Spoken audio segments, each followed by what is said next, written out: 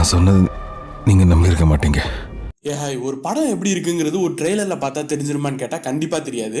அந்த படம் எந்த ஜானரை சேர்ந்தது, எப்படிப்பட்ட கதையா இருக்கும்னு சொல்லிட்டு தான் நம்மளால முடிவு பண்ண முடியும். அதை வச்சு ஒரு படம் நல்லா இருக்கும் அப்படின்னு சொல்லிட்டு முடிவு பண்ணிட முடியாது. பட் ஆனா இந்த படத்துக்கு அப்படி கிடையாது. இதோட அனௌன்ஸ்மெண்ட்ல இருந்தே இந்த படத்துக்கு நான் ரொம்ப வெயிட் பண்ணிட்டு இருக்கேன். அது என்ன படம்னா 7 கடல் 7 மலை. இது டைரக்டர் ராமோட படம். பேரன்பு, தரமணி, கட்டுறது தமிழ் இந்த மாதிரி படங்கள் எல்லாமே எடுத்திருக்காங்க. இந்த படத்துல இருந்து ஒரு அனௌன்ஸ்மெண்ட் வந்தது. அது என்னன்னு பாத்தீங்கன்னா கிளிம்ஸ் ஆஃப் இம்மார்டல் லவ்னு சொல்லிட்டு ஒரு வீடியோ ரிலீஸ் பண்ணிருக்காங்க.